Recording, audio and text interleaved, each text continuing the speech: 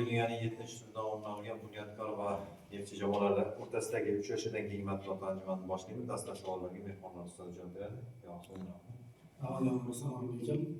Birinchi navbatda muxlislarimizga minnatdorchilik bildiraman. Javob hisobidan kelib bo'lsa ham bizni qo'llab-quvvatlashyapti doimiy ravishda. Va albatta g'alaba bilan barchani tabriklayman. O'ylaymanki, yaxshi o'yin bo'ldi. Ikkala jamoa hujumkor o'yin ko'rsatishga harakat qildi. Va agar vaziyatlardan to'liq foydalanganimizda hisob bundan ham yirik ko'rinishga kelishi mumkin edi. Islom aka, g'alaba bilan tabriklayman. Shu Paxtakorga uchralgan mag'lubiyatdan so'ng azaliy raqib, yana jamoa o'z uyida o'ynadi. Jamoani shu psixologik jihatdan tayyorlash qanchalik qiyin kechdi? Albatta, Paxtakor bilan o'yindan keyin futbolchilar bilan gaplashdik va tezroq bu mag'lubiyatni unutib, oldimizdagi navbatdagi o'yinga tayyorgarlik ko'rish kerakligini aytdik, tushuntirdik. Endi mag'lubiyat bu futbolda bo'lib turadigan holat, jamoa ham buni to'g'ri qabul qildi. Umuman Paxtakor bilan o'yinda ham yomon harakat qilmagandik. Shuning uchun o'yin bilan o'yinda orasi qisqa bo'lgani uchun ko'proq e'tiborni tiklanishga qaratdik va futbolchilar bugungi o'yinga 100% holatda tayyor bo'lib kelishdi. Jamoa keyingi o'yinni Nasafga qarshi o'tkazadi. Nasafni bilyapsizki, oxirgi ikkita o'yinida shu hakamlar bilan bog'liq vaziyatlar, qizil kartochkalar bilan bog'liq vaziyatlar sodir bo'lyapti. Shu narsa xavotirga solmayapti. Shu keyingi o'yinda ham va prinsipial o'yinda ham shu hakamlar natijaga ta'sir qilib qolishi emas. Endi bu Nasaf bilan sodir bo'layotgan holat. Endi sizda demak Paxtakor bilan o'yinlarda va bahsli holatlar bo'lganmi? Endi bu futbolning bir qismi. Shuning uchun bizning vazifamiz maksimal darajada maydonda harakat qilish va o'zimiz o'yinimizni hamda sifatli futbol namoyish etish. Endi futbolda har xil holat bo'lib turadi. Shunisi bilan qiziq. Shuning uchun endi buni ko'ramiz, vaqt ko'rsatamiz. Islom aka, yana bir savolim bor edi. Mana ko'ryapmiz, Neftchi ko'pgina o'yinlarda, deyarli barcha o'yinlarda shu to'p nazoratida ham, paslarda ham ustunlik qilyapti, lekin bir jihat e'tiborimni tortdi. Shu fol ishlatish bo'yicha mayda detallar, deyarli o'sha oxirgi 3-4 ta o'yinda Neftchi ko'proq ekan fol qilgan qayta, hatto Qizilqum bilan o'yinda ham. Bu narsa o'sha raqibni tezkor hujumni oldini olish uchun maxsus taktik ishlanmami yoki o'sha futbolchilarning xatosi evaziga yuzaga kelayotgan narsalar?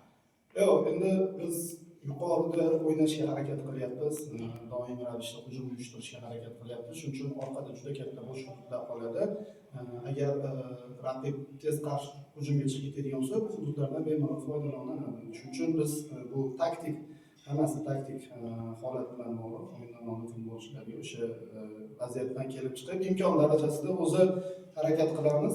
Folsiz to'pni qaytarib olish uchun o'sha arborlarni ham qoida buzmasdan to'pni qaytarib olishga harakat qilamiz. Lekin agar imkoniyat bo'lmagan taqdirda o'sha oldida fol ishlatishga majbur bo'lamiz. Shuning uchun follar ko'pligi bu jamoa yuqorida o'ynayotganidan kelib chiqib.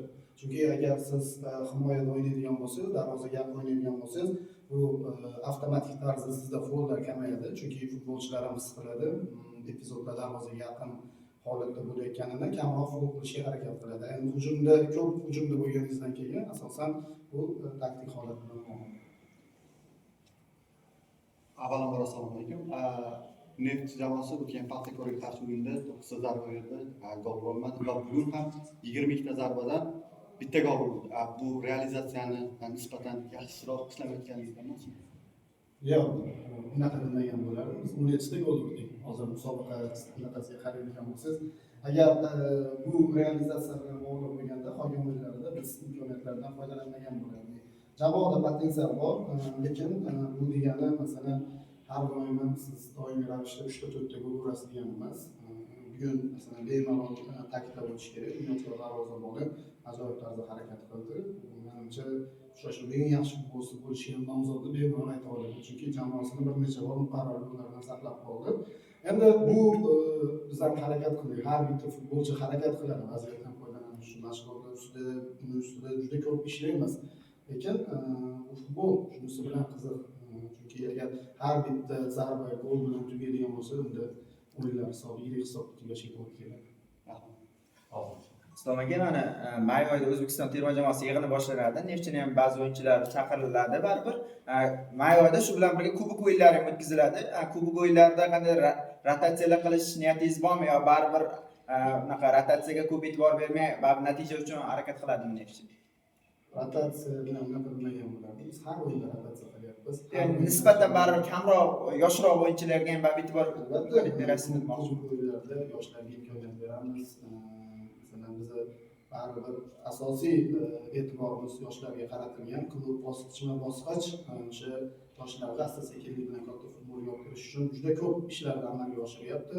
Shuning uchun bunaqa o'yinlarda asta-sekinlik bilan yoshlarga imkoniyat beramiz. Rahmat. Rahmat.